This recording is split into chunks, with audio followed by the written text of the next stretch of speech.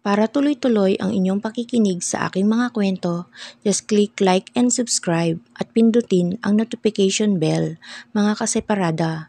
No copyright intended po. Thank you so much!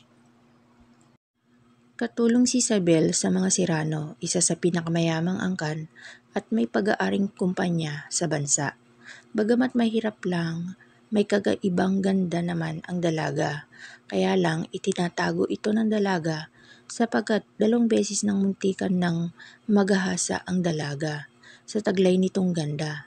Kaya't para wag pag-interesan pa ng iba ay napilitan siyang itago ang angking ganda ng dalaga para sa sariling kaligtasan. Hanggang sa pagiging katulong niya ay nagpasya din siyang mag-disguise. Nagsusuot siya ng fake na ngipin upang pumangit ang kanyang muka at makapal na salamin. Halos sakop na ang mukha upang itago ang maganda niyang mga mata. Anak si Isabel ng ina sa isang foreigner na kapempal niya noon. Ngunit sa kasamaang palad, matapos mabuntis ang ina, ay naglaho na parang bula ang kanyang ama. Pagkatapos mabuntis nito, kaya't napilitan itong itaguyod ng mag-isa ang dalaga. Hindi na nag-asawa pa ulit ang kanyang ina dahil sa taglay na ganda ng anak, ilang beses nga ay tinangkang halayin ito ng mga nauugnay sa kanyang lalaki. Kaya hindi nito masisisi si Isabel na itago ang ganda. Sa paglipas ng mga araw, buwan at taon, sanay na si Salome sa anyo ng anak. Hindi rin naman niya ito masisisi dahil sa trauma nito, kaya't kahit nililibak ng tao ang itsura nito, sa loob-loob niya ay Diyosa ang kagandahang taglay ng anak. Hindi na nag-aral ng kolehiyo ang dalaga, hindi dahil bobo ito, kundi talagang umiiwas lang sa mga matataong lugar ang dalaga, kaya't nangatulong na lang ito sa mga Sirano. Sa mansyon naman ng mga Sirano, busy ang lahat dahil dadating na si Jacob mula sa Amerika upang pamahalaan ang kanilang kumpanya. Nag-aral kasi siya doon ng masteral at oras na para pamahalaan niya ang kanilang kumpanya, ang Sirano Group of Companies. Siya ang tinalagang bagong CEO nito. Pero kailangan niyang mag-asawa dahil gusto ng mga kasosyo ng negosyo na pamilyado ang mamamahala sa kumpanya para daw siguradong responsable ito. Kaya't ito ang malaking problema ni Jacob dahil wala naman siyang seryosong relasyon dahil wala pa sa isip niya ang pagpapamilya. Ngunit naiipit siya sa sitwasyon ngayon. Kailangan niyang humanap ng mapapangasawa. Kaya't pagdating sa mansyon, hindi pa man nagiinit ang kanyang puwet, ay lumabas na ito at nakipagkita sa best friend niyang si Miguel. "Bro, may problema ako." "Mukhang malaki bro sagot naman nito. "Alak agad ang kinailangan mo." "Seryoso bro, kailangan ko mag-asawa." Natawa si Miguel. "Problema ba yun? Nandyan si Celine, Maricar, Carla, name it and you have it. Hays, puro naman pangkama ang mga sinasabi mo eh. Kailangan ko ng asawa kasi hindi ako maitalagang CEO kung single ako. Ang dami naman kasi ang arte eh. Ganun talaga bro, nag-iisa kang apo. Kaya tulungan mo ako mag-isip ng paraan." Bagyang nag-isip ito at biglang nagsabi na humanap ka kaya ng bride for hire. Bayaran mo para pakasalan mo at pagkatapos ng 1 taon, ipaanal mo ang kasal nyo. "Nice idea, sabi ko na pakikinabangan kita eh." "Oops, premyo ko." At bahagya pang ikiniskis ng binata ang mga palad. "Crazy, sige uminom ka lang." Sagot ko, sky's the limit. At nang gabingang iyon ay nagpakalunod ang dalawa sa alak. Lasing na lasing ang mga ito nang ihatid siya ni Miguel sa mansyon. Pagdating doon ay si Isabel ang nagbukas ng pintuan. Baliwala namang pumasok lang ang binata, nasusuray-suray. Hindi pansin ang dalagang nagbukas ng pintuan sa kanya. Kaya't nang makitang okay naman ang binata ay nagpasya si Isabel na pumasok na sa maid's quarter. Kinabukasan, masakit ang ulong nagising ang binata at agad na pinatawag ng amang si Don Fredo. "Son, you have to marry soon. Yun ang tanging hiling ng mga kasosyo natin. May GF ka ba na pakakasalan? Wala pa pero nakaisip na ako ng paraan. I will hire a bride. Babayaran ko at ipapaanal after a year ang kasal namin. Gusto nila, 'di ba? The question is, may papayag ba sa gusto mo? Sabi pa ng ama. Money talk, papa. At saan ka naman hahanap ng babaeng hindi pag-iinteresan ang yaman at itsura mo? Bahala na, papa. Basta ang mahalaga ay makahanap ako. I'm running out of time. I only have 1 month. Okay, ikaw ang bahala. Saglit na nag-usap ang mag-ama at lumabas na si Jacob sa loob ng opisina ng ama. Nagpatuloy ito sa kusina upang magpatimpla ng kape, upang dalhin sa labas malapit sa swimming pool. Doon malayang makakapag-isip sa kanyang problema. Pagkatapos ng utos ng mayordoma ay umalis na ang binata doon at nagpatuloy sa pool area. Matapos ihatid ng katulong kape, napag-isa ang binata, tinawagan nito si Miguel. Pagkaring ng phone, agad itong sumagot. Ang aga naman si Rano. Ano ba na naman ang problema mo? Ang problema kung saan ako kukuha ng bride, 1 buwan na lang ang meron ako para makapagpakasal. Sa anniversary ng kumpanya, ipapakilala na akong bagong CEO. Kailangan kasal na ako that time. Kaya halika, puntahan mo ako ngayon at tulungan mo akong maghanap. Sabi pa nito na tila stress na. Bumangon naman si Miguel at naligo pagkatapos magpaalam sa kaibigan. Makalipas ang 1 oras ay dumating si Miguel. Agad nag-utos ang binata na ipagtimpla ng kape ang kaibigan sa katulong na natanaw niya sa di-kaliyuan. Samantala, nasa kusina naman ng mga oras na iyon si Isabel at siya ang napag-utusang ipagtimpla ng kape ang kaibigan ng amo. Isabel, ihatid mo ito sa may pool area at bumalik ka dito. Sige po, manang, sagot naman ni Isabel sa matanda at inayos ang kanyang salamin na medyo bumaba sa mukha niya at yumuko ang dalaga. Pagsapit sa pool ay naabutan niyang busy ang dalawa sa pag-uusap. Dahil hindi nalikas na marites ang dalaga, hindi ito nakinig sa pinag-uusapan ng mga ito. Paglapit niya ay natigilan ng dalawa. Patay mali siya lang naman ang babae. At ibinaba ang kape na hindi nagsasalita at umalis na sa lugar na iyon. Tinapik naman ni Miguel ang balikat ng kaibigan. Solve na ang problema mo, Serrano. Dito lang pala natin makikita ang sagot sa problema mo. What? Gulat naman na lingon ng binata sa kaibigan. What I mean is, yung nagatid ng kape, dalaga pa yata sa ayos niya. Sure ako dalaga pa yun. Siya ang pakasalan mo at ianal after a year. What? Sagot naman ng nabibiglang binata. Seryoso ka ba? Dagdag pa nito. Katulong pakakasalan ko. Why not? You have no choice, sabi mo nga, you're running out of time.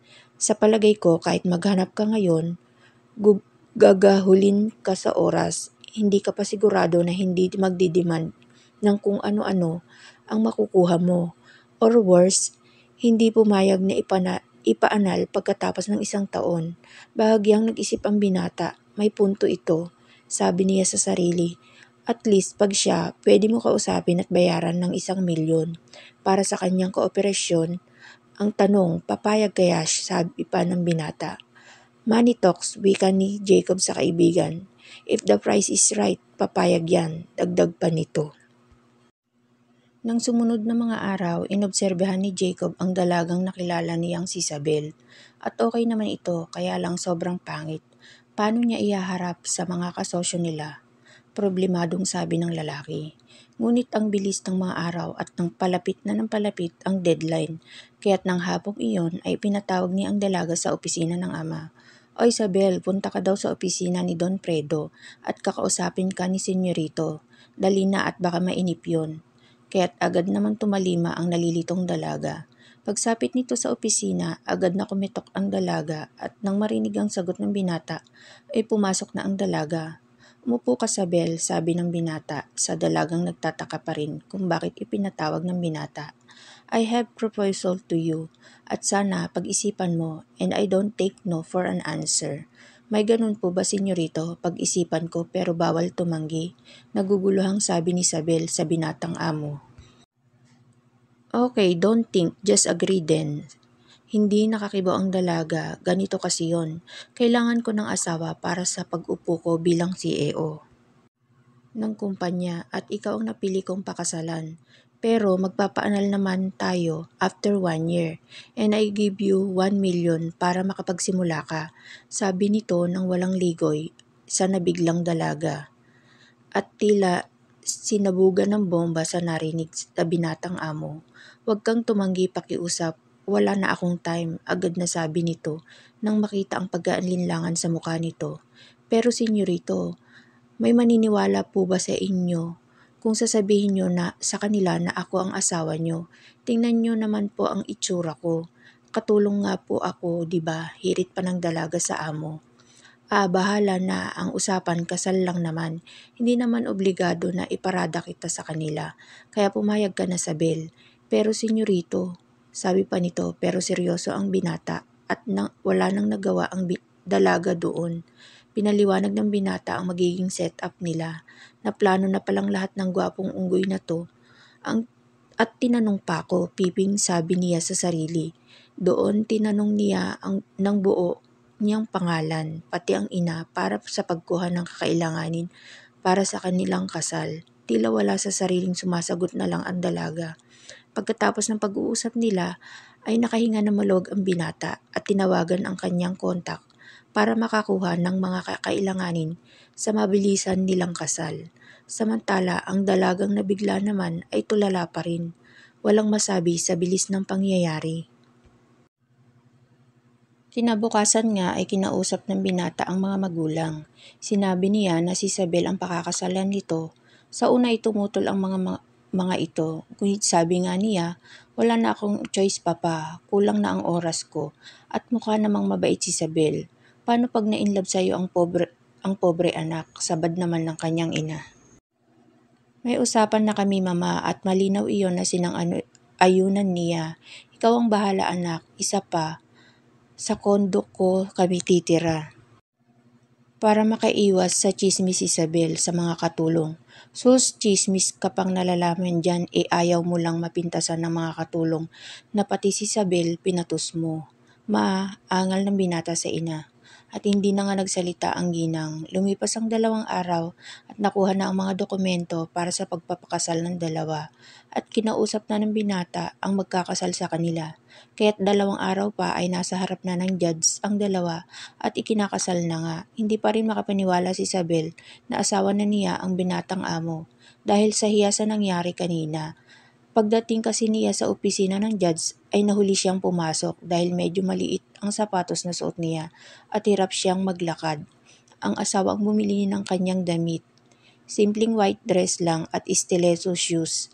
Pero dahil hindi sanay kaya hirap siya sa paglalakad at may kaliitan pa kaya ang ending nahuli siya at nang tanungin siya ng sekretary sa labas ay ayaw siya papasukin. Ang sabi niya, Miss, dito ba ang opisina ni Judge Versosa? Yes, anong kailangan mo? Busy kasi siya dahil may ikinakasal siya ngayon. Hindi ka niya mai-entertain, bumalik ka na lang, mahabang wika nito. Ako kasi ang ikakasal, late na ako. Agad na tiningnan siya nito mula ulo hanggang paa at saka humagalpak ng tawa at saka humarap sa kanya. Ikaw ang bride? Miss, ano bang tinira mo, katol? Artistahin yung lalaki tapos ikaw, mukhang si Bakekang. Lasing ka yata lait pa nito. Si Isabel naman kahit totoong sinabi dahil sa kanyang ayos ay nasaktan pa rin. Pakonsuelo niya, maganda naman talaga siya. Tinatago lang niya para sa kaligtasan. Kaya't hindi na lang niya pinansin ang panglalait nito. Bakit kasi nahuli ako sisi niya sa sarili. Late na siya, paano kaya siya makukumbinsi ang babae, sabi niya.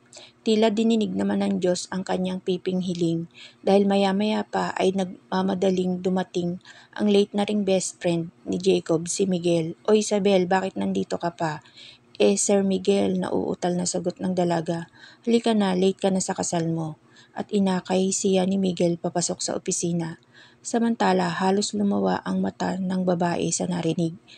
Tila yata totoong ito ang bride. Sus, yung lalaki pala ang gumon sa ipinagbabawal na gamot. Kakamot-kamot na sabi nito. Tila naman nahimasmasan si Isabel sa pagbabalik tanaw nang marinig ang sinabi ng judge. "Congratulations, you may now kiss the bride." Nang tignan niya ang binata ay nakatingin din ito at hinalikan siya sa noo. Naiiling na yumuko na lang ang dalaga. Alam naman niya na hindi siya nito hahalikan dahil sa itsura niya. Kinamayan na siya ng judge, simpleng ngiti lang naman ang sagot ng dalaga na naiilang. Pagkatapos ng kasal, nagpatuloy ang dalawa sa kondo matapos magpaalam ang dalawa sa mga magulang. Bagamat kaswal lang ang mga magulang ng binata ay naiiling pa rin siya. Nang lapitan ng magulang ng binata upang batiin, "Sige po senyora, aalis na kami," paalam ng dalaga dito. "Mama Sabel, asawa ka na ng anak ko." Yumuko na lang sa hiya ang dalaga at hindi na kumibo. "Sige at nang makapagpahinga na kayo," sabi naman ng ama ng binata. Paglabas ng opisina ng judge, tulala pa rin ang sekretary at dinaanan lang ito nila Sabel. Pagdating sa labas, "Congratulations bros, Sabel. Saka tayo mag-celebrate pagkatapos ng honeymoon nyo." Pambubos ka nito sa kaibigan na agad namang ikinapula ng mukha ng dalaga. Kaya't yumuko na lang ito. "Crazy," sabi naman ng binata sa kaibigan. Pag-alis ni Miguel, agad na tinungo ng dalaga ang kotse ng binata. Akmang sasakay si Isabel sa likod nang magsalita si Jacob. "I'm not your driver, sit beside me Isabel," wika nito. Nahihiyang lumipat sa harap ang dalaga at walang kibong sumakay na lang. Hindi sila nag-usap ni Jacob ngunit maya-maya ay hindi ito nakatiis. "Bakit wala ang nanay mo?" tanong ni Jacob dito. Alam kasi niya na wala ang ama ng dalaga. "Ayaw ko kasing malaman ni inay na ikakasal na ako. Tutal naman ay 1 taon lang. Kaya't hindi ko na po sinabi. Ayaw ko po kasing magsinungaling sa kanya at baka hindi rin siya pumayag." Nakayukong sagot nito. "Stop calling me senyorito for now on. You're my wife now." "Sige po," sagot ng nahihiyang dalaga. "That ofo too. Stop it. May mag-asawa bang pinupo?" Tumango na lang ito. Pagsapit sa kondo ng lalaki ay nagpatulong ito sa pag-akyat sa kanilang mga gamit sa guard. "Ikaw ba ang katulong?" sabi nito bago ibinaba ang huling bagahe na dala nito. Dahil nang-aalangan at nahihiya sa sitwasyon kung sasabihing asawa niya ang binata at baka tulad din ito ng sekretary ay umuo na lang si Isabel. Mabuti na lang at nauna na si Jacob sa loob. Yun lang at tumalikod na si Manong Guard. May kalakihan ng kondo ng binata, 2 ang kwarto, kaya't nakahinga ng maluwag ang dalaga. Mabilis na inayos ng dalaga ang mga gamit ng binata sa kwarto nito at lumabas. Sakto din na nasa banyo ito at nagsha-shower.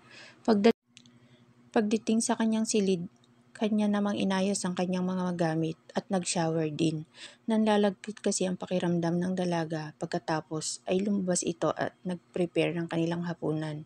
Nagluto ang dalaga ng sinigang na sugpo. Ito kasi ang nakita niya nang buksan niya ang ref.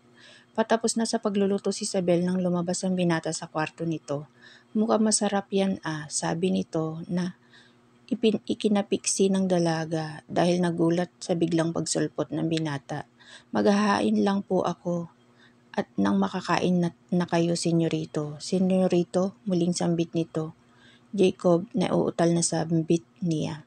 Nang maihain ang pagkain, akmang tatalikod ang dalaga nang magsilita ang binata. "Let's eat Sabel. Sumabay ka na sa akin." Walang magawa ang binata at lumupo upang sabayan kumain ang asawa. Lihim naman ang pinagmamasdan ni Jacob ang babae. "Pangit ito sa ayos, ngunit parang may mali," sabi niya. Hindi matukoy ang mali sa itsura ng asawa. Makapal kasi ang kilay nito at medyo maumbok ang harap na bahagi ng ilong nito. Maliit at matangos naman ang ilong nito. Ang mata nito ay hindi niya makitang masyado. May mahahabang pilik mata. Maya-maya pa ay matapos na itong kumain. Akmang tatayo ito nang magsalita siya. "Konti lang yata ang kinain mo. Masarap naman itong niluto mo. Are you on diet?" wika niya. "Ay hindi po. Hindi. Busog ako," nahiyang sabi nito. Nagkibit balikat na lang ang lalaki at nagpatuloy sa masarap na pagkain. Kinabukasan tanghali nang gumising ang binata, si Isabel naman nasa kwarto na niya matapos ipagluto ang lalaki at naglinis. Nagbalik na ito sa kanyang silid. Nagpapahinga, hindi niya namalayan na nakaiglip siya. Nagising na lang siya nang marinig ang katok sa pintuan. Dali-dali niyang inayos ang sarili at lumabas. Let's eat, I'm going outside later. Walang magawa na tumango ang dalaga. At ininit ang pagkain sa microwave bago inihanda ang mesa. Tahimik na kumain ang dalawa. Pagkatapos kumain, naghanda ang lalaki para lumabas. Si Isabel naman ay nakinig sa music sa kanyang cellphone upang malibang. Nakipagkita naman si Jacob kay Miguel. Kumusta ang first night ng honeymoon? Bus ka agad nito kay Jacob. Ewan ko sa'yo. Mukhang madadayet ka, daming chicks oh. Kung ayaw mo gawin sa asawa mo, diyan ka bumawi bro. Sabay ngusama sa mga babaeng halos hubad na sa iksi ng mga damit na suot nito. Kasalukuyan kasi silang nasa bar ng binata at umiinom. Dito sila nagpunta matapos nilang mag-usap ng kaibigan. Next week kasi anniversary na ng kumpanya at uupo na siya bilang CEO. Speaking of, ayan na ang hinihintay mo. Pagtingin ng binata sa pintuan, kapapasok lang ni Anit, ang babaeng patay na patay sa kanya, ngunit hindi niya pinapatulan. Sigurado kukulitin na naman siya nito. Hi Jacob, bati agad nito nang may mapapang-akit na ngiti sa kanya. Pwede ba kitang tikman? Prangkang sabi agad nito. Tinaas niya ang daliri, may wedding ring sa harap ng babae. Sabay sabing, I'm married Annette, I love my wife, sabi pa niya. Naubo na naman bigla si Miguel. Sorry Annette, my friend here is already taken and we are celebrating, that's why we're here. Dismayadong tumalikod na lang ang pobreng babae. Love your wife pala ha, natatawang sabi ni Miguel. Hindi naman ito pinansin ni Jacob. Pagkatapos umalis ng babae ay bumakbak agad ng tanong ang lalaki kay Jacob. Kumusta ang buhay may asawa? Hindi ka ba binabangungot? Na may katabi kang pangit, prangkang sabi nito. Tumungga muna ng alak si Jacob bago nagsalita. Okay naman at hindi kami magkatabi. May sariling kwarto si Isabel, tukoy nito sa asawa. Di okay para hindi mo ma-rape pag umuwi kang lasing. Baka ma-headline ka pa, isang pangit, ni-rape ng batang-batang CEO. Tapos ay tumawa ito. Puro kakalokohan, ilom na lang tayo. This is your crazy idea and yet you're laughing at may situation, sabi na lang nito sa kaibigan. Matapos ng mahaba-habang kwentuhan, pagsapit ng 12:00 ng gabi ay umuwi na ang dalawa. Nagkanya-kanya silang sakay ng kanilang kotse. Pagdating sa kondo ay hindi na kumatok si Jacob. May dala naman itong susi. Pagpasok ay nagtaka ito nang makitang tulog ang asawa sa sopa na tila hinihintay siya nito. Nilapitan niya ito at tinapik sa pisngi upang magising. Nang maalimpungatan naman ang babae ay agad itong dumilat. Sa susunod, wag mo na akong hintayin at hindi ko alam kung anong oras ako dadating. May dala naman akong key card, bungad niya dito. Hindi naman kita hinintay, nakatulog lang talaga ako. Kailan ng asawa. Hindi na lang pinansin pa ni Jacob. Sige, pumasok ka na sa kwarto mo. Nang tumayo ang asawa, sakalang napansin ni Jacob na naka-shorts pala ito at hindi nakaligtas sa kanya ang mahuhubog at makikinis nitong legs. Lagi kasi itong nakapalda ng mahaba at makinis. Ngayon lang kasi nag-short ang asawa. Naiiling na lang si Jacob nang makaramdam ng pag-iinit sa nakitang legs ng asawa. Pumasok sa kwarto at agad nagtungo sa shower upang maibsan ang init na nararamdaman. Isang buwan na pala akong walang sex life, sabi niya sa sarili. Kaya siguro kung ano-ano na ang nararamdaman niya. Ganun lumipas ang mga araw ng dalawa. Maasikaso si Isabel at magaling magluto. Tuwi na ay maayos at handa na ang pagkain nila paggising niya hanggang sa dumating ang gabi ng anniversary ng kanilang kumpanya. Ang gabi kung saan siya ipapakilala bilang bagong CEO. Mag-isang dumalo si Jacob sa anniversary dahil aminin man niya o hindi ay mapapahiya lang siya kung a-attend ang asawa. Pagdating sa pagdarausan ng event ay nag-umpisa na ang party kaya kanya-kanyang lapit ang lahat sa kani-kanilang mga kanegosyo. Puno ng mayayaman at sosyalera ang venue. Maya-maya pa ay tinawag na siya ng kanyang ama sa stage.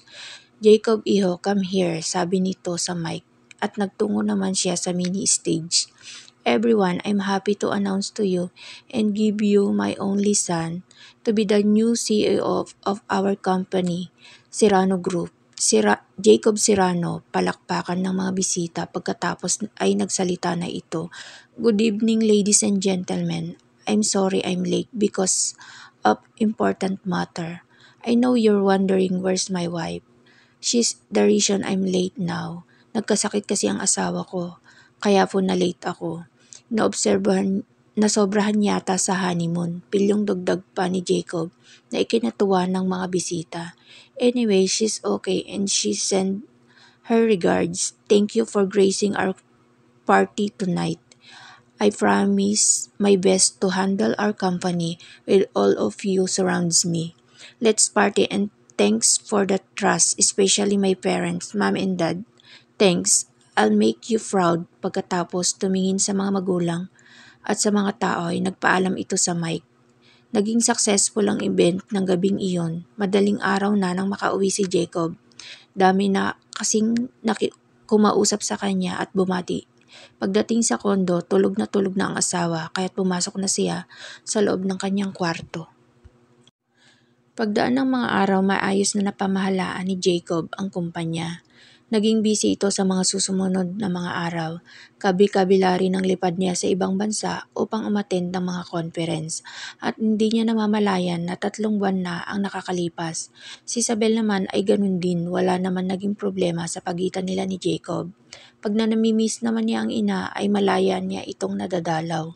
Nagbibigay siya ng grocery at pera upang may panggastos ito. Wala pa rin itong alam na may asawa na siya at mas okay naman iyon para kay Isabel. Pagkatapos dalawin ng ina ng araw na iyon ay dumiretso sa grocery si Isabel upang mamili ng mga kailangan nila sa kondo. Pagkatapos maggrocery ay bumalik na siya sa kondo sakay ang taxi. Nakatingin lang siya sa labas ng taxi nang mapadaan sa isang restaurant at hindi sinasadyang nakita niya ang asawa na may kasamang magandang babae. Habang kumakain, nakangiti pa ang asawa. Dito, ganun din naman ang babae. Alam man na wala naman talagang karapatan na masaktan ay hindi maiwasin ni Isabel na magdamdam. Meron naman palang pwedeng pakasalang iba. Ako pa ang pinilit, sabi niya sa sarili.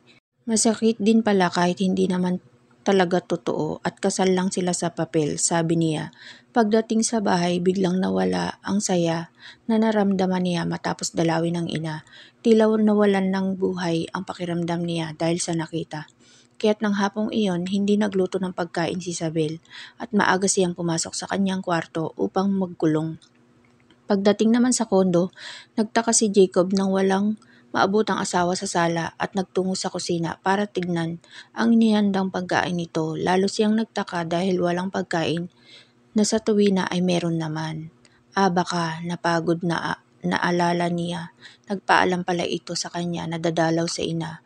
Nagpatuloy na lang siya sa kwarto. Total busog naman siya sa late dinner meeting nila ni Marjorie, ang anak ng isang kasosyo sa kumpanya. Maganda si Marjorie at halatang may gusto sa kanya. Kaya lang sabi nga niya, I don't mix pleasure with business. Kaya't pinakasamahan lang niya ito at wala siyang balak na patulan. Pinakita naman niya ang wedding ring niya dito kanina at sinabing taken na siya nang magtanong ito. Kinabukasan ay matamlay pa rin si Isabel habang kumakain sila ng agahan ng asawa. Wala itong ibo at patapos kumain, tumayo ito at aalis na sana na magsalita ang asawa. Are you not feeling well, Isabel? Sabi nito. Hindi. Okay lang ako, mahinang sabi niya. Bakit? Kukunti yung kinain mo. Wala lang akong gana, yun lang at umalis na ang dalaga. Nagtataka man, hindi na nagsalita pa si Jacob. Dumaan pa ang mga araw, hindi maiwasan ni Isabel na ma-inlove sa asawa dahil sa taglay nitong kakisigan at mabait din naman. Kaya lang alam niya na talo siya sa huli, pagtuluyan siyang nahulog sa karisma nito. Kaya't iniwasan niya ang asawa sa abot ng kanyang makakaya. Hindi siya sumasabay dito sa pagkain, malimit din ay nauunis siyang kumain upang makaiwas dito at sinasabing niyang nagugutom na siya kaya't nauuna siya dito. Napapansin naman ito ng lalaki dahil sanay ito nakasalo sa pagkain ng asawa kaya't nang minsang makorner niya ito ay sinabi niyang ayaw niya na hindi sila sabay kumain. Tumango na lang si Isabel kaya't napilitan itong sabayan ng asawa na lalo namang nagpapaalala sa kanyang nararamdaman dito. Isang umaga may naiwang mahalagang documents ang asawa kaya't tumawag ito sa kanya. Confidential ito kaya't ayaw nitong ipakuha sa iba at sinabing ihatid niya sa kumpanya. Nagpabook ito ng Grab upang sunduin siya at ihatid sa kumpanya. Pagdating doon, dala ang mahalagang papeles ng asawa ay agad na nagtungo sa lobby ng kumpanya at sinabing hinihintay siya ng CEO. Good morning, saan ang office ng CEO? Ay, ikaw ba ang katulong na hinihintay ng CEO? Sige, dyan ka na sa service elevator, bawal ka sa kabila, pang CEO lang yan. Labis na nasaktan si Isabel sa sabihin nitong tinawag daw ni Jacob dito na dadating ang katulong niya. Ngunit hindi naman talaga noon ang sinabi nito. Ang sabi ay may inaasahan itong dadating at agad na patuloyin sa opisina niya. Keep ang mga mahalagang folder. Nagtiyagang naghintay na makarating si Isabel sa pinakamataas na palapag kung saan naroon ang opisina ng asawa. Bawat pagpasok ng empleyado sa elevator ay napapatingin sa kanya. May panlilibak dahil sa kanyang ayos, suot na mahabang palda at long sleeve na damit with matching malaking salamin sa mata. Mukha nga siyang naligaw na baliw sa building na iyon kung susumahin. Baliwala na lang ni Isabel ang mga panghuhusga ng mga ito. Hamak ng ganda ko sa inyo. Paghubad ko ang pagbabalat kayo ko. Pakonsuelo niya sa sarili. At makalipas ang ilang minuto ay lumapag na ang floor sa pupuntahan niya. Paglabas, agad na tinungo ang naghihintay na sekretary nito. Mabilis na inilibot ni Isabel ang paningin sa paligid. Sobrang gara ng lugar at masasabi niyang sobrang yaman pala talaga ng napangasawa. Kaya walang lugar ang pantasyan niya dito. Nilapitan niya ang babae na hindi pinansin ang pagdating niya. Good morning, miss. Hinihintay ako ng CEO. Bati nito. Pagtingin niya sa babae ay para siyang inuuri nito kung nagsasabi siya ng totoo. Katulong niya ako at dala ko ang mga papeles na kailangan niya.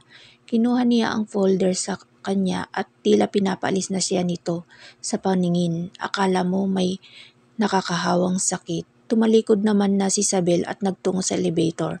Nang maihatid naman ng tingin ang pobreng dalaga ay agad na itong pumasok sa opisina ng amo at inihanda ang pinakamatamis nitong ngiti. Good morning sir, nandito na po ang mga papeles na pinadala nyo sa katulong nyo, sabi nito.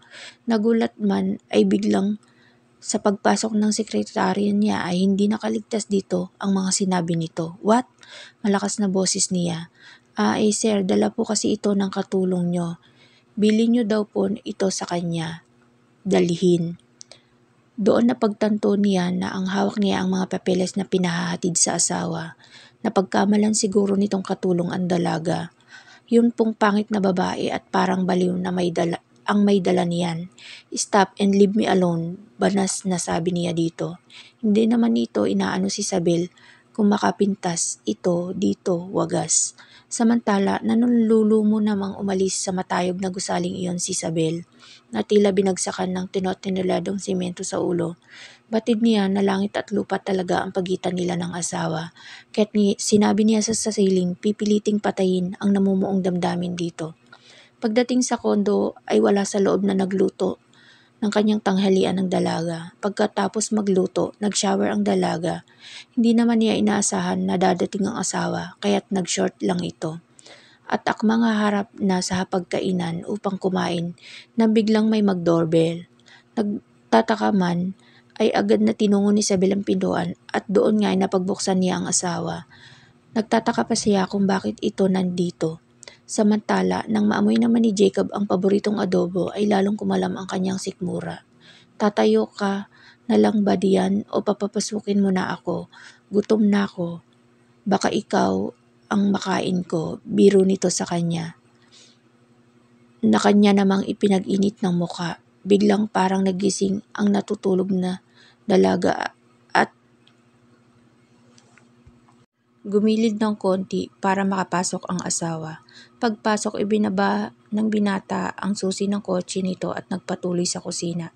Kasunod niya, doon napansin ng binata na ka-short ulit ito at talagang maganda ang legs. At pang-upo nito, mabibilog, sabi nga doon. Nag-init ang lalaki at bahagyang nanikip ang harap na pantalon. Wala naman kamalay-malay si Isabel sa nangyayari sa asawa. Pagdating sa kusina, ibinaling ni Jacob ang atensyon sa pagkain. Tila gutom na gutom ito, pansin ni Isabel na nagpatay mali siya na lang. Pagkatapos kumain, doon lang naalala ni Isabel na nakashort lang siya, kaya't dali-dali siyang pumasok sa kwarto. Bago umalis ng kondo ay naligo muna si Jacob upang maibsan ang init na sa katawan sa nakitang kakaibang alindog sa ibabang bahagi ng katawan ng asawa. Tila pinagnanasaan na niya ang asawang walang kamuwang-muwang. Hays, init lang to dahil buwan na nang huling may sex life ang binata. Kaya't mamaya, sabi niya, tatawagan ng kaibigan para makapaghanap ng pagpapalipasan ng init ng katawan. Pagdating sa opisina ay hinarap ni Jacob ang santambak na papeles upang makalimutan ang nararamdaman. Nang sumapit ang gabi ay inaya niya si Miguel na magkita sila sa isang sikat na bar. Pagdating doon, agad nagpakalunod sa ang binata. Oy bro, hindi tubig yan. May problema ka ba? Bukod sa Jetta, biro nito. Natumbok agad ng kanyang sentimiento. Hindi na lang ito pinansin ng kaibigan at umorder pa ng maiinom. Kibit-balikat na sinabayan na lang ni Miguel ang kaibigan. Kaya't umuwi ang mga ito. Pagdating sa kondo ay halos susuray-suray na itong pumasok. Kung kailan nasa loob na ito, saka ito bumagsak. Kaya't lumikha iyon ng ingay na siyang ikinagisang ni Isabel na noon ay nakapantulog na. Malaking t-shirt at panty lang ang suot nito. Wala itong bra kaya't presko ang pakiramdam nito. Nang makita ang asawa na halos hindi makagulapay sa kalasingan ay tinapik niya ang pisngi nito. Hindi man lang ito naalimpungatan kaya't hinila niya ito sa sopa at doon pinahiga upang mapunasan ng maligamgam na tubig. Kumuha siya ng bimpo at maligamgam na tubig at matiyagang pinunasan ng asawa na walang kamalay-malay. Pinakatitigan ni Isabel ang mukha nito. Sobrang gwapo talaga nito at akala mo ito artista sa itsura. Madami kasigurong babae, sabi niya dito. Pinagsawa niya ang sarili sa pagtitig nito hanggang sa mabalingan niya ang mga labi nito na malarosas sa kulay. Daig pa ang babae, palibhasa hindi ito naninigarilyo. Natukso tuloy siya na nakawan ito ng halik. Ano kaya kung halikan kita? Total tulog ka naman, sabi niya dito. Na tila gising ang kinakausap. Pwede naman siguro, asawa naman kita, sabi pa niya na parang baliw. Maya-maya pa ay nilikan nga niya ito sa labi. Nang sumayad sa labi niya, dito ay parang may bulta-bultahing kuryente na tumama sa kanya at namanhid ang kanyang pakiramdam. Kaya't bagyang napadiin ang labi niya dito. Tila naman nasa magandang panaginip noon ang tulog na asawa at may kahalikan daw itong magandang dalaga na hindi niya kilala. Basta maganda ang mukha nito, mistisa, matangos at may kalaitang ilong, mapupulang labi at may kaakit-akit na katawan.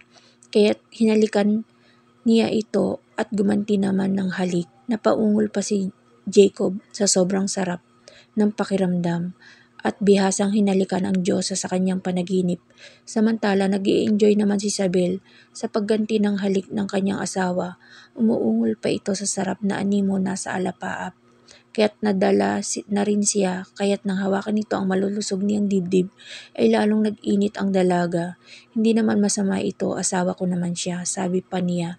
At pinagbigyan ng sarili, pinakawalan ang damdamin. Sa sobrang sarap ng nagaganap, naalimpungatan si Jacob. At pagbukas ng mga mata, at malabong paningin, nakita niya ang totoong mukha ni Isabel. Ubod ito ng ganda at kaakit-akit, ang maladyosang mukha. Tila siya na matanda at hindi nakakilos. Si Isabel naman Nahintakutan nang makitang dilat ang asawa at nakatitig sa kanya na tila nakakita ng multo. Agad niyang naalala na wala pala siyang suot na disguise, kaya't nataranta ang dalaga kumawala sa pagkakahawak ng binata. Mariin namang pumakit si Jacob upang tiyakin kung siya ay nananaginip, na siyang sinamantalin ni Isabel at dali-daling pumasok sa kanyang kwarto. Pagbukas naman ng mga mata ng binata ay wala na ang Diyosa sa kanyang paningin. Kaya't naiiling na lang na nagsabi, "Panaginip. Isang napakagandang panaginip," sabi pa niya. Nanghihinayang at agad siyang nagising. Bahagya pa niyang kinapa ang alaga, nagising na gising. Yun lang at muli itong pumikit. Nagtataka, ba baka sakaling madugtungan ang maganda niyang panaginip, ngunit umaga na walang Diyosa na nagpakita sa kanya. Kinabukasan, tila nakalutang sa alapaap ang pakiramdam ni Isabel sa natikmang nakaw na ligaya kagabi sa piling ng asawa. Pasalamat na lang siya at sobrang lasing nito kaya't hindi siya nito nabuking. Naging magaan tuloy ang maghapon ng dalaga, daig pa niya ang halamang nadiligan. Si Jacob naman inspirado din ng pumasok sa trabaho. Lumipas tuloy ang mga araw na hindi nila namamalayan, 8 buwan na pala silang kasal. At sanay na sa isa't isa pero na kay Isabel ang malaking problema. Mahal na niya ang asawa at lulong na siya sa kanyang nararamdaman. Si Jacob naman ay binabaliwala lang ang init na nararamdaman pag hindi sinasadyang nakikita ang kakaibang alindog ng asawa. Minsan natutokso na rin siya, ngunit pag nakikita niya ang mukha nito ay nadidismaya ang lalaki. Posible ba na humaling ang isang tao sa katawan lang at hindi sa kaanyuan, sabi pa niya. Hay, nababaliw na yata ako, kailangan ko na talaga ng sex, sabi pa niya. Pero pag nasa bar naman na siya, hindi siya maipilit ang sarili na pumatol sa mga babaeng nakahain sa kanya. Pakiramdam niya ay nagkakasala siya sa asawa. Pero ano ang magagawa niya? Init na ang kanyang katawan. Ayaw man niya sabihin kay Miguel at baka pagtawanan lang siya ng kaibigan. Kaya't problemadong uminom mag-isa ang binata sa bar. Hindi na tinawag ang kaibigan. Nang malasing tila na siya hani sa tamis at kinuyog ng mga babae pero wala naman ang init na tuwina ay nararamdam niya sa asawa. Pag nakikita niya ito kaya't nang malasing umuwi na lang ito. Sa kondo pagpasok sakto na nasa kusina si Isabel upang uminom ng tubig at ayun na naman ang suot nito na maluwang na t-shirt. Si Jacob ay agad na nag-init at nilapitan ng asawa. Asawa ko naman, katwiran niya. Pag pumalag, edi itigil, sabi pa niya. Paglapit ay hinawakan niya ang nabiglang asawa at hinalikan ito sa labi. Hindi alintana ang itsura nito. Sa pagkabigla naman ni Isabel, bahagyang umuwang ang kanyang bibig, kaya't sinamantala iyon ni Jacob upang palalimin pa ang halik. Doon na paungol ang babae, kaya't ginanahan lalo si Jacob at tuloy-tuloy na ginalugad ang loob ng bibig ng asawa na tila nauubusan ng masarap na pagkain. Dahil sa lihim na nararamdaman sa asawa ay gumanti na lang si Isabel. Bahala na bukas, sabi pa nito. Doon nga, malaya nang nagpaubaya sa isa't isa ang dalawa, sabay na hinubaran ang isa't isa at pinagpala ang kanilang hubad na katawan. May pagmamadali pa sa kilos ang mga ito, kaya't sa sopa pa lang ay kapapawis na ang dalawa nang matapos sa pakikipaglaban sa isa't isa. Masayang masaya si Isabel dahil kahit halatang sabik ang asawa, maingat pa rin ito sa pag-angkin sa kanya. Pagal ang katawan na nakatulog ang dalawa. Nang magising, umalis si Isabel sa ibabaw ng asawa at dali-daling pumasok sa kanyang silid. Pagkagising naman ni Jacob ay nagtaka ito sa itsura at doon naalala ang nangyari kagabi. Hindi pala iyon panaginip lang, totoo pala na may nangyari sa kanila ng asawa. Saksi ang bahid ng dugo sa sopang kinaroroonan niya ngayon. Matapos samsamin ang mga damit na nagkalat, agad na pumasok ito sa kanyang kwarto at doon inalala ang mainit na tagpo sa pagitan nila ni Isabel. Bakit kaya sa iba ay hindi niya naramdaman ang init na nararamdaman niya sa asawa? Tulala siya sa sarili nang walang makuhang sagot. Kaya naligo na lang ito. Si Isabel naman maghapong hindi lumabas ng kwarto sa hiya sa asawa. Hapon na nang magulat ang dalaga nang kumatok si Jacob. Pagbukas ng pinto, nakaupong humarap ito sa lalaki. Hinawakan ni Jacob ang nahihiyang asawa sa mukha at nagtama ang mga mata nila. Misis, hindi mo ba ako ipagluluto? Gutom na ako. Maghapon na akong walang kain. Naubos pa naman lakas ko kagabi. Biro nito upang gaanin ang sitwasyon nila. Kaya dinaan na lang sa biro. Agad naman pinamulahan na mukha si Isabel sa sinabi nito.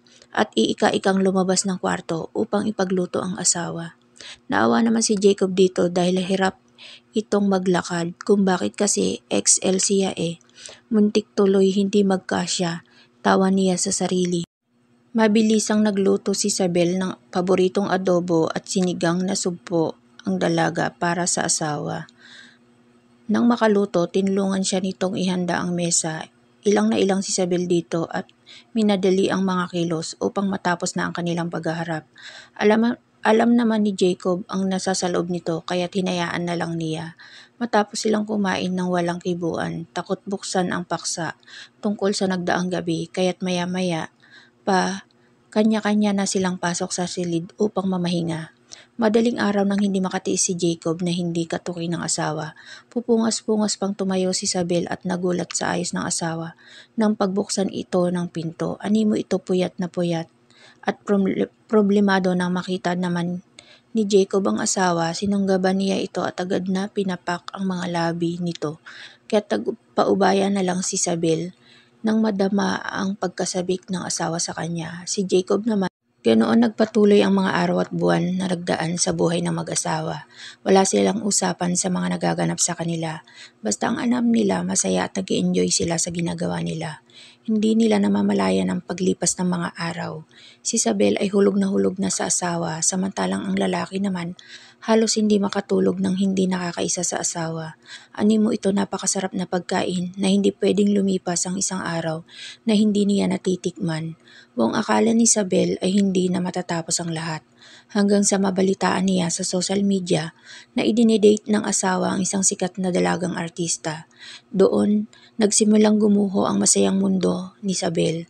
Naging madalang ang pagtatabi nila nito hanggang sa maputol at isang araw na lang ay anniversary na ng kumpanya ng mga ito. Ibig sabihin matatapos na ang kontrata nila at mapapaanal na ang kasal nila. Doon unti-unti nawalan ng pag-asa si Isabel kaya't hinintay na lang niya na matapos ang palabas nila ni Jacob. Samantala, agad namang nabahala ang mga kasosyo dahil sa pagkakalink ni Jacob sa dalagang aktres. Kaya't sabi nga ng mga ito, ilabas niya ang asawa upang mawala ang pagdududa ng mga ito. Dahil mula nung maging CEO ang lalaki, wala naman itong iniharap na asawa sa kanila. Kaya baka palabas lang daw ito para hawakan niya ang posisyon ng kumpanya. Kaya hiling ng mga ito na ipakilala nito ang asawa sa darating na anniversary. Samantala, wala namang katotohanan na nobya niya ang sikat at magandang aktres. Pilit niya lang inaaliw ang sarili dahil nahuhulog na ito sa asawa. Malapit na ang isang taon na usapan nila at kailangan na niya itong palayain. Kaya't ang pagliban niya sa pagtabi dito ay sadya rin para sanayin ang sarili sa nalalapit na paghihiwalay nila. Sapagkat tila nagugumon na siya sa katawan ng asawa. Ngunit walang mangyayari. Parang lalo pa nga nitong natatakam ang asawa pag nakikita kaya't madalas din ay gabi na siya umuwi dahil pilit niyang pinapatay ang nararamdaman sa asawa. At sa tuwina naman ay nakikita niya ang aktres kaya't nang maispatan ng media ay kumalat ang balita na daig pa ang sunog. Hindi na lang ito itinanggi dahil alam naman niya ang katotohanan. Araw ng anniversary, napilitan si Jacob na isama si Isabel sa party. Suot ang mamahaling damit na hakab sa katawan ng asawa, kita ang magandang katawan nito, ay napilitan si Isabel na sumama. Tutal, huling araw na ito na magkakasama sila ng asawa. Nagpasya na siyang lumayo upang wag nang masaktan kung ipagtatabuyan siya ng asawa. Nauna na sa venue si Jacob dahil siya ang punong abala. Pinasundo na lang siya nito sa driver ng kumpanya. So, ang disguise ay dumating si Isabel sa pagdaroosan ng party. Nang una ay naiilang ang dalaga dahil pakiramdam niya ay naligaw siya sa lugar na iyon dahil sobrang gagara ng mga kasuotan, sasakyan at ang mga tao. sa mataas na lipunan ang mga naroon. Pagdating doon, dahil hindi alam ang pupuntahan ay kung saan-saan napadpad ang pobreng babae, kaya't medyo late na siya. Nang makita ang pagdarausan ay nakahinga ng maluwag ang dalaga. Napadaan siya sa poolside kung saan may mga nag-uumpukang babaeng nandoon. Sa kahahanap sa asawa, doon siya naligaw at abala naman ang lahat kaya hindi nila pansin si Isabel maliban sa babaeng likas na mata pobre. Hoy pangit, bakit ka nandito? Naligaw ka ba? Hindi ka bagay dito, para lang ito sa mayayaman at magagandang tao kaya't umalis ka dito, sabi ng lasing na babae. Tama na yan Raisa, awat naman ng isang kasama nito sa babae, pero dahil lasing na, lumapit pa ito kay Isabel at dinuro siya. Ang kapal naman ng mukha mo na pumunta dito ang pangit mo. Hindi ka bagay dito. Ano pa ginagawa mo? Alis na. Sigaw pa nito na nakaagaw ng pansin sa ilang bisita. Samantala ng mga oras naman na iyon ay hinahanap ni Jacob ang asawa at tinatawagan pa niya ang driver na naghatid dito at sinabing 30 minutes na itong bumaba mula sa sasakyan. Walang nagawa ang lalaki kundi hanapin na lang ito at napadpad siya sa malapit sa pool kung saan nandoon ang karamihan nang may marinig siyang komosyon. Hay nako, nakakita na naman si Raisa ng lalaitin, hindi pa kayo nasanay, sabi nito na narinig nito agad kaya't sinundan ang tingin ng mga ito. Sakto naman naaalis na sana si Sabil doon dahil sa pagpapahiyang natamo sa hindi kilalang babae. Bigla siya nitong tinabig at di sinasadyang nahulog siya sa pinakamalalim na bahagi ng pool. Bukod sa hindi marunong lumangoy ang dalaga, ay may kabigatan ang damit nito, lalo na nang mabasa, kaya agad na pumailalim sa malalim na bahagi at ang lakas ng impact ng kanyang pagkakahulog na patingin ang mga bisita, kasama na si Jacob. Parang may tumadyak sa dibdib ng binata at agad na tinakbo ang pool. Medyo malayo ang binata doon kaya't medyo natagalan ang binata nang sapitin niya ang pool. Minuto na ang lumipas at nilukuban ng kakaibang takot ang puso niya nang makita ang asawa na walang malay sa ilalim ng pool. Agad na nag-dive si Jacob upang sagipin ang walang malay na asawa. Lupaypay ang katawan nito nang may iahon sa tubig. Agad na mouth to mouth niya ito at nang wala pa rin kakilos-kilos ang asawa ay parang gusto nang gumuho ng mundo ni Jacob. Why please fight, please don't leave me, sabi nito. Sa asawang animo walang nang buhay. Walang tigil ang binata hanggang sa awatin ito ng ama at ina. Son, we have to run her in the nearest hospital now. Doon na himasmasan ang lalaki at agad na binuhat ang wala pa ring malay na asawa. Ngunit bago umalis ay binalingan nito ang kanyang mga tauhan. Call the police and say, arrest that lady. He pushed my wife. Agad na sumunod ang mga ito at hinawi ang mga taong nakikiusyoso. Tumatakbong isa na niya sa sasakyan ng asawa, walang pakialam kung may masagasaang kapwa nila sa sasakyan. Mabilis na narating nila ang pinakamalapit na ospital. Pagdating doon, agad na nagkagulo sa emergency dahil halos kulay papel na ang mukha ni Isabel na wala pa ring malay. Doon halos mabaliw si Jacob at kita iyon ng kanyang mga magulang. Nilapitan nila ang anak. Jacob, Isabel will make it.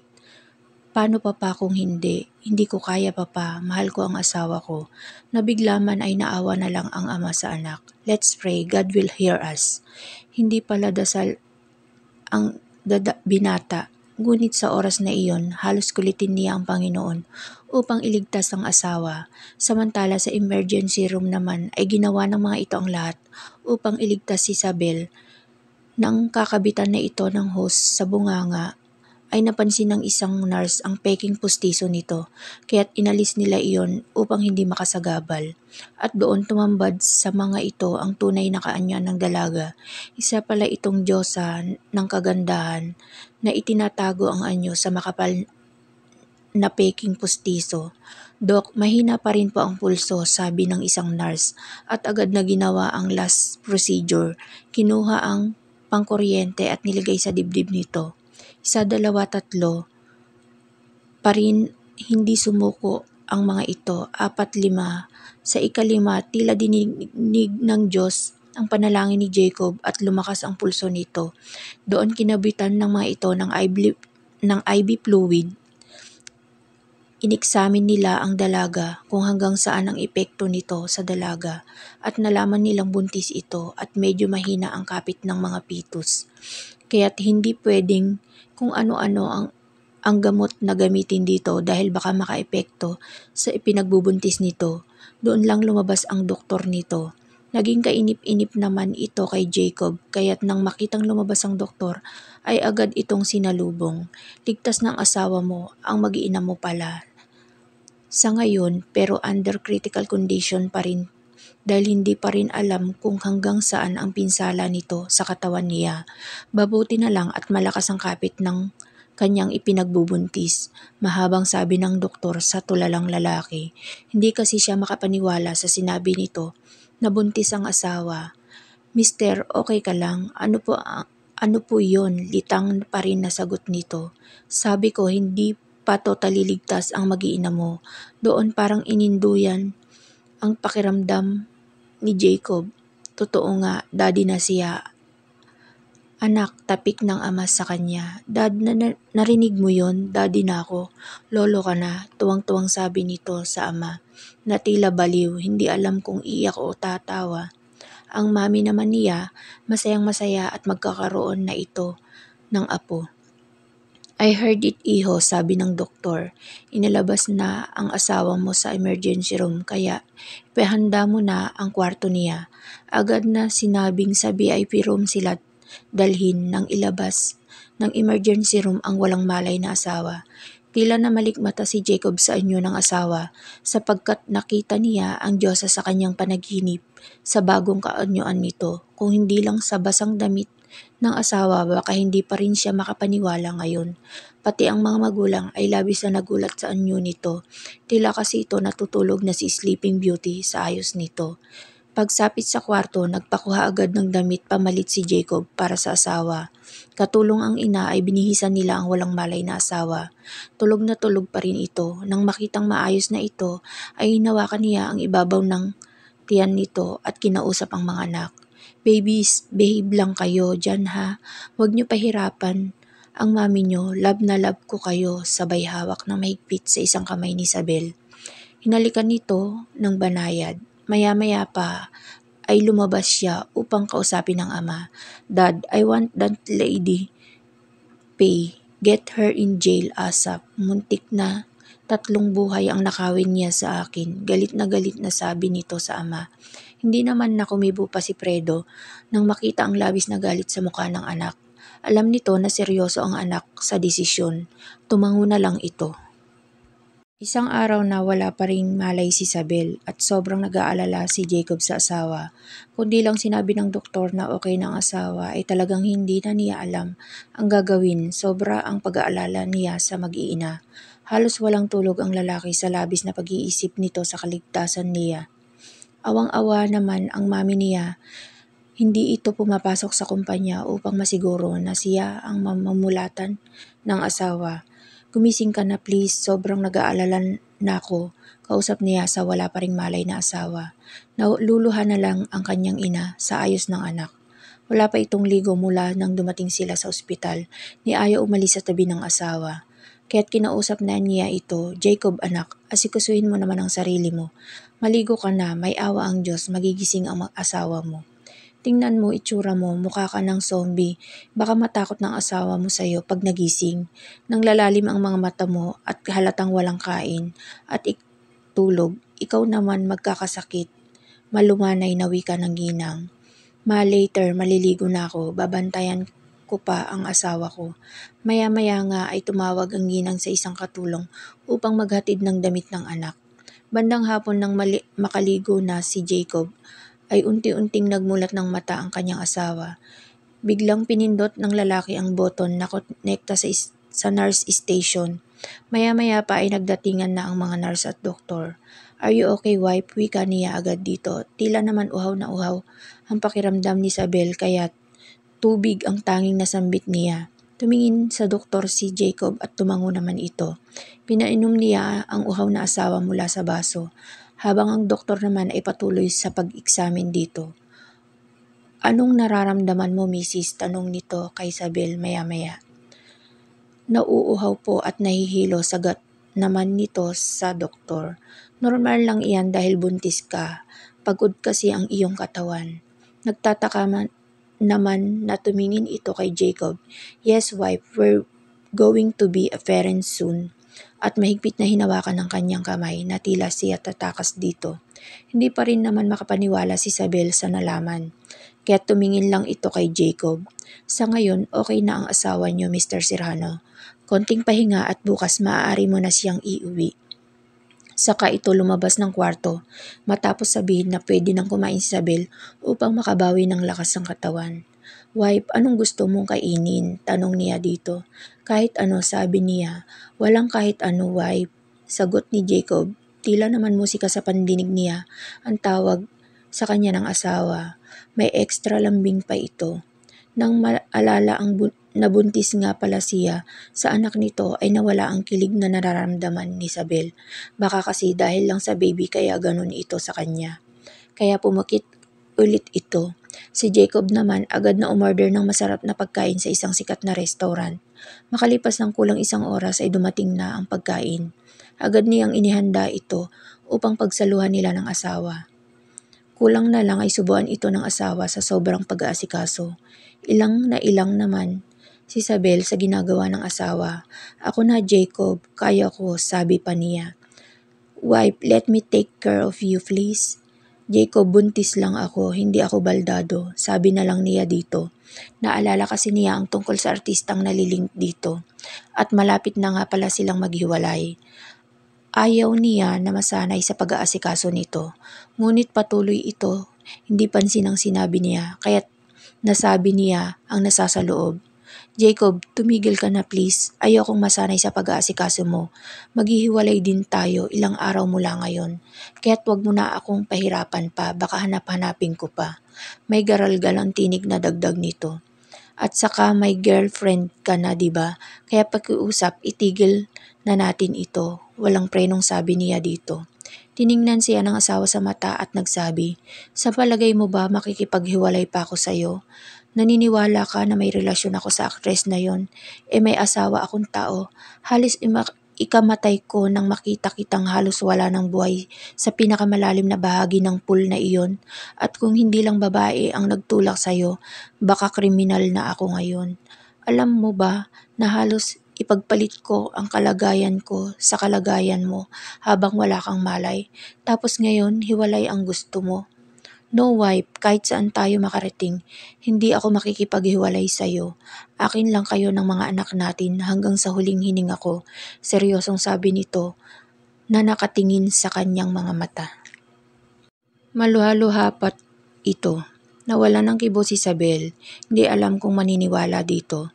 Hinawakan nito ang mukha niya at sabik na hinalikan.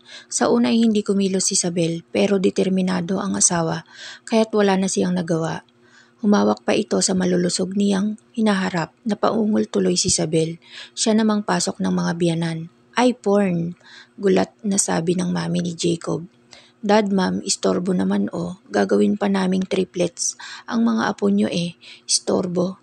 Biro ng anak upang pagtakpan ang pagkapahiya nila ng asawa. Pulang-pula naman ang mukha ni Isabel dahil likas na mistisa nga ito. Hindi pansin ni Isabel na normal na ang kanyang anyo. Niyakap na lang ni Jacob ang asawa. Sobrang tamis mo na anak, biro naman ng mami nito sa lalaki. Isabel, iha, may gusto ka bang kainin? Tanong ng biyanan sa kanya. Wala po, sagot naman ng nahihiyang asawa. Nagpaalam ang mga ito sa kanila upang makapag-usap sila. Doon kinausap ni Jacob ang asawa at sinabing hindi totoo ang tungkol sa kanila ng artistang iyon. Doon naman nawan si Isabel sa mga inasal ng asawa sa mga nakalipas na mga araw, kaya't nagdesisyon si Isabel na bigyan ito ng pagkakataon para sa mga anak nila. Sobrang saya ni Isabel dahil sa kanyang pagbubuntis. Wala siyang kaalam-alam na buntis siya, kaya pala talagang matamlay din siya nitong mga nakaraang araw dahil sa kanyang kalagayan. Wala sa loob na niyakap niya ang asawa na siya namang ikinangiti nito. Gumanti naman ito ng yakap. Doon wari nagising si Isabel at bahagyang lumayo dito at tumingin sa asawa. I love you, wife. sabi nito. Kahit pangit ako, sabi niya dito. Natawa na lang si Jacob at sumagot, yes wife, kahit noong nakadisguise ka pa.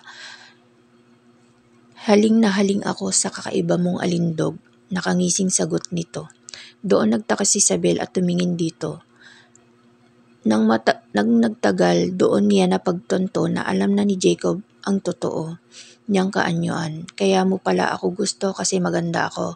Nagtatampong sabi niya dito, no wife, maniwala ka, kaya ako hindi umuwi ng maaga dahil nga iniiwasan ko ang malugmok sa pagkakagusto ko sa iyo at hindi na kita pakawalan pa sa takdang araw na usapan natin. Akala ko rin kasi ay katawan lang ang habol ko sa iyo. Pero maniwala ka wife, nung makita kita sa ilalim ng pool, halos maubos ang hangin sa katawan ko kaya doon ko napatunayan na mahal nga kita. Maniwala ka, please, hirap na samo niya sa asawa. Tila naantig naman ang damdamin ni Isabel sa itsura ng asawa at sa kaseryosohang nababakas sa mukha nito at batid niyang nagsasabi ito ng totoo. Nang makalabas ng ospital kinabukasan ay inayos nila ang mga dapat ayusin. Formal na naghain ng kaso ang mag-asawa dahil hindi pumayag si Jacob na hindi pagbayarin ang gumawa noon sa kanya. Pagkatapos ay hinarap ni Jacob ang kanyang ina at hiningi ang kanyang kamay upang pakasalan sa simbahan. 1 buwan ang makalipas. Suot ang pinaka-eleganting damit pangkasal ay masaya ang dalawa na nagsumpaan sa harap ng kaibigan, kamag-anak at mga kasosyo ng kanilang pamilya. Bagamat may kalakihan ang tiyan ni Isabel, ay bumagay pa rin dito ang kanyang suot. Masaya ang lahat lalo na si Jacob, na hindi sukat akalain na mamahalin niya ng sobra ang babaeng pinagpanggap lang niya upang mapasa kanya ang pamamahala ng kanilang kumpanya. Sa mga darating na mga araw, ang pagdating na lang ng kanilang kambal ang kanilang hihintayin at masasabi niyang kompleto na ang kaligayahan nilang mag-asawa.